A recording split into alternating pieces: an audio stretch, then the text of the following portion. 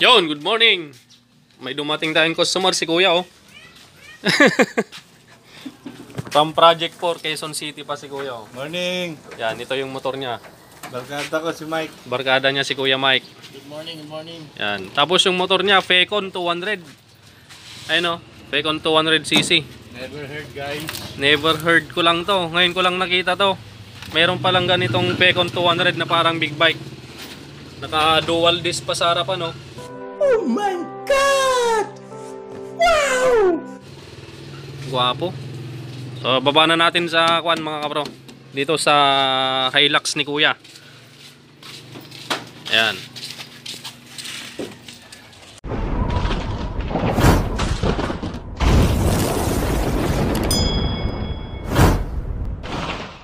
Okay mga bro, buksan na muna natin itong panggilid ng Fecon na 200cc dahil sabi po ni Boss Leo Mabunga nung pinagawa niya dun sa kanila is nung pagkatapos tumatalon na kahit nakapisil ka sa clutch. Okay, buksan na natin. Walang kick to mga bro, ayun no. Walang lagayan ng kick starter, 200cc. May lahi pong kabayan, guys. May lahing kabayo, sabi ni Kagawad. Opo, may lahi kabayo. Chigidis, chigidis, chigidis, Oh, chigidis, chigidis, chigidis, chigidis, chigidis. sige nga. Oh, Chigidis, chigidis, oh, chigidis, oh, chigidis, oh, chigidis, oh, chigidis, oh, chigidis, chigidis. Buksan muna natin to mga kabro. Gasket. Hindi sira. Fecon 200. So ating tutunghayan bakit ba siya tumatalon kahit nakapisil ka sa clutch. May lahi nga kabayo yan. May lahing kabayo. Ayan po yung laman ng Fecon 200 oh. Sige, baklas. Napakaganda. Linis po. Kasi yung mga brother yung ano dyan, yung... Alinis ng loob niya mga kabro. Yung pang-ipit. Ayun yung block nyo. Saan yung talib nito? Wala. High speed na rin tong panggilid nito mga bro. Makikita nyo yung drive gear. Yan o. Pang 155. Kaya hindi sinwebing open, brother. Yan. Check natin. Baklasin natin to. Okay mga kabro. So binuksan namin tong bandang panggilid niya. Bandang clutch side. At dahil sinabi ni Boss Leo tumatalon kapag nagkambyo. Chinek ko naman tong panggilid. Normal lang naman to. Wala naman akong nakitang problema o kakaiba at diferensya dito sa kanyang bandang clutch side. So ngayon tatakpan na natin to. Pinalitan na rin natin ng bagong gasket pang Skygo. Yan. So takpan na natin. Tapos try natin paandarin mamaya. Nilinisan na natin yung battery. Yung carburetor dito nilinisan na natin. Yan. Tinanggal natin yung tangke. Upuan. Tapos yung battery mamaya papalitan natin. Dahil lobat na to. Bili na lang tayo ng bago. Mamaya. Dahil nagbigay naman si Boss Leo ng budget. Bilhin na lang natin ng bagong battery. Para mapa-start natin mamaya. Dahil walang kick itong motor ni Boss. Ayun o. Wala siyang kick starter. Kaya push button. Kaya bibilhin natin ng battery mamaya. Tatakpan na natin to. Tapos lalagyan na natin yung battery. Yung carburetor. Ito yung carburetor niya mga kabro. 200cc tapos tong carburetor niya Parang pang 155 lang eh. parang pang 155 lang. Oh. Okay. Takpan na natin tapos testing na natin paandarin mamaya. A few moments later. Okay mga kabro. So ito na yung Fecon 200cc. So ang sabi po ni Kuya Leo Mabunga, ang may-ari nito from Project 4 Quezon City pa. Ang sabi niya tumatalon daw ito. Kapag nagkambyo ka, kahit nakapisil ka sa clutch, tumatalon na tapos mamamatay na. So ngayon, nung inopen ko to, bandang clutch side, chinek kong mabuti, wala namang problema. Normal. Wala naman akong nakitang problema sa bandang clutch side niya. So ngayon, ibinalik ko na, pinalitan ko lang ng langis. Siyempre yung gasket na sira. So okay na. Pinandar ko, pinalitan ko din pala ng clutch cable. Dahil yung clutch cable niya, putol. Kaya yan, hinanapan ko pa siya ng medyo compatible na clutch cable. Kaya lang, medyo mahaba nga lang siya. Ito siya oh. Medyo naka-curve siyang pa ganyan. Medyo mahaba ng kaunti. So ngayon, okay na yung clutch niya. Okay, so testing natin. Pandarin muna natin mga kabro. Naglolos din pala yung susyan niya kapag sumobra ka sa on. Halimbawa yan, sumisindi. Dapat pala konting ikot mo lang. Kapag sumobra ka, mamamatay ulit. Ayan, halimbawa niyan, sumobra. Dapat ibalik natin ng konti. Ayan o. So, ito pa yung ayusin natin. Yun lang, wala tayong mabibili dito na kagaya nitong susyan na to. Okay? Ayan o. Pag sumusobra, namamatay na. Pag binalik natin ng konti, ayun, namamatay pa rin. Dapat ihanap pa natin.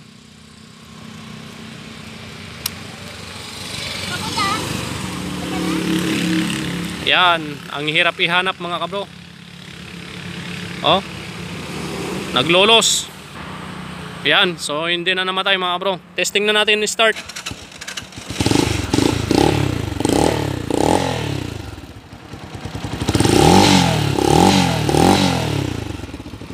Okay, so ayan na mga bro, mandar na. So halos 7 months na na-stock tong motor na to dahil nga nung nagka-problema nung sabi ni Boss Leo, tumatalon kapag nagpremera siya kahit nakapisil siya sa clutch. So ngayon okay na.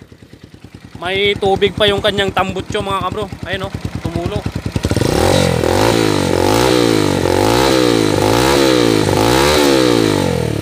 Tubig.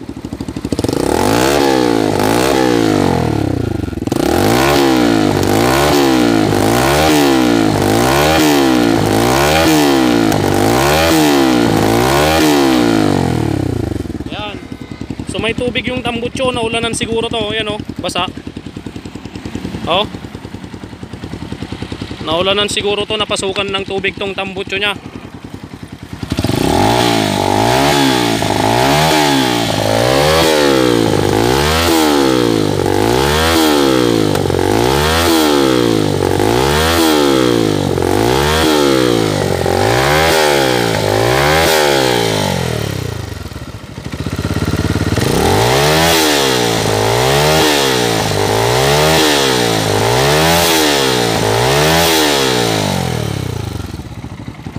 Tubig oh, pumapatak. Oh. So testing naman natin ngayon mga kabro yung kanyang kwan kapag primera tumatalon. Ayun oh. Pisilin natin yung clutch, tapos cambio natin paharap. Okay na. Naka-primera na yan mga kabro. Tapos bibitawan ko yung clutch. Bibitawan ko yung clutch. Ayun, namatay na. So ibig sabihin yan, goods na. Okay, so naka-neutral na mga bro. Okay na to. Yan. May gagawin ka ba? Sir? Meron pa kuya. May gagawin pa kaming motor doon. Okay na yan kuya, kung okay na sa yan. Para kahit di ka na magpalit ng karburador. Ayan mga bro, sinakay na po namin sa pick up. Para maiuwi na nila sa Quezon City. So bali ni-lowered pa ng kaunti sa harapan kasi masyadong mataas yung harapan, hindi bagay. Ayan. Ipepesto na lang ng maayos mga bro para kwan. Ayan si kuya. Kuya, ano na pala pangalan mo? Michael. Ay, si kuya Michael. At si kuya Leo. Pabunga. Bumibili ng pampalakas. Ayan. Okay mga bro, ayusin lang natin mabuti itong kanilang motor at dapat maitali ng maayos dahil malayo pa ang ibibiyahe nila. Yan, uwi pa sila ng Project 4 Quezon City, Manila. Yan mga kabro. Yan, pagkatapos nito mga bro ay mayroon pa tayong isang overhaul na tatapusin from San Manuel, Pangasinan. Yan. So ayusin lang natin ito mga bro, tapos itutuloy natin yung isang overhaul natin na TMX 155. At syempre bago sila umuwi mga kabro ay picture taking muna kami. Yan. At pagkatapos ng picture taking namin mga kabro, ayan, paalis na po sila. Uwi na po sila ng Quezon City, Manila. Tapos itutuloy na natin yung TMX 155 na overhaul natin. Ayun, umuwi na yung tiga Project 4 Quezon City mga kabro. At nag-overtime pa kami ngayong gabi. Ayan si Kuya. Kuya, ano nagan mo katigayaman? Resty ka bro. Si Kuya Resty from San Manuel, Pangasinan. Overtime kami, kagawad. Brother Lito Velasco. Brother Joe Picanan. At ni ka bro, ano nagan mo ka bro? Sandar. Ayun, ang ganda ng pangalan kagawad. Sander Ford. Oh. Wala ka. Ano nakakala mo? Oh. Marami akong pakalan. Oh, gaya ng Ha? gaya ng Hindi. Yung Ano? puto na. yung una. Yeah. Ano pa? Chinese Korea. Ha? Chinese Korea. Chinese Korea. Okay, itong motor ni Kuya, mga bro, in-overall natin. Refresh, Di Palatino, contact point na TMX 155. Yan, sabihin ko yung mga pinalitan natin dito, yung mga ginawa natin. Okay, so yung ginawa natin dito, overhaul, nagpalit tayo ng isang sigunyal bearing yung bandang right side. Kasi nagpalit sila dati ng sigunyal bearing, dito lang sa bandang left side yung pinalitan, sa may timing gear. Yung sa kabila, hindi nila pinalitan. Tapos yung nilagay pa nila doon sa bandang right side, galing dito sa bandang left side. Yung may cover, nakalagay may cover pa doon sa bandang kabila. Okay? So ngayon pinareboard din natin dahil napakalakas ng usok nito. Yan. Tapos valve seal, palit clutch housing, clutch damper. Ayan, nagpalit din tayo ng one dito. Yung timing gear. Tapos nakalibre si Kuya ng cam follower at push rod. Yan, tapos battery. Binigyan din natin ng battery si Kuya dahil in-overhaul wirings pa natin tong motor niya. Kasi dati hindi gumagana lahat. Kaya ngayon, goods na, gumagana na lahat. Ngayon, papandarin na natin, tapos road test ko na lang. Pagkatapos natin may road test, palamigin natin, tapos kakain muna tayo ng hapunan. Yan. Okay, road test na natin. Kagawad yung susi. Play ko na, bro. Naka-play na pala eh. Naka-play na yan. Road test na natin. So guys, overtime tayo. Sobrang pagod pero sulit naman.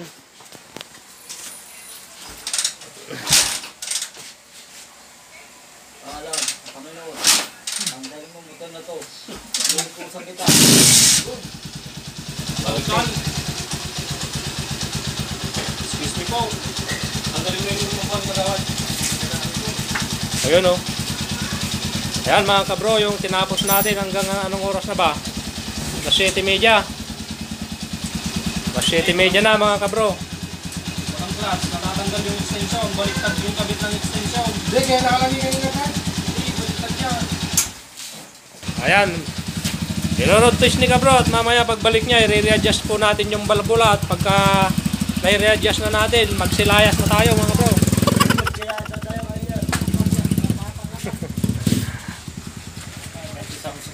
Ayan, shout out po kay Laset. Nag-test po silang maghintay para lang maayos yung kanila pong mga sirang pyesa. Okay. Shoutout po kay la mami ko sa evacuation.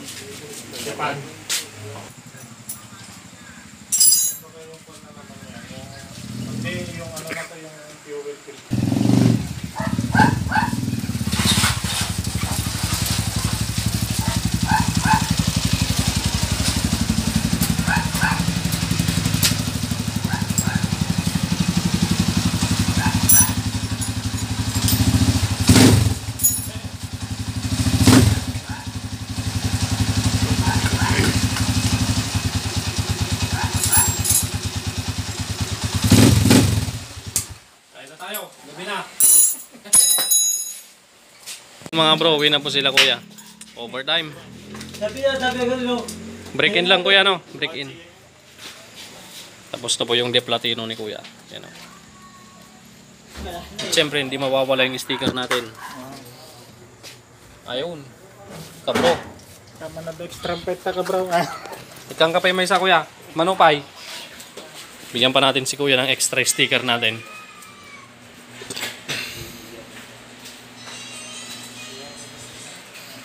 Ayan, bigyan pa natin ng dalawa si Kuya. Magpagawa na lang ulit tayo. Yan. Susunod ulit bro. Sige Kuya, ingat. Boss, ingat po. Thank you. Bye-bye kuya. Ingat po. Kapagpahinga na rin po kami.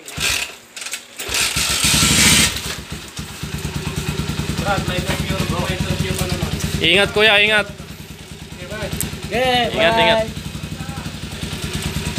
Okay, tapos na mga bro. Maraming salamat sa inyong panonood at hanggang sa susunod na vlog po natin mga bro. Pagpalain po kayo ng Panginoon.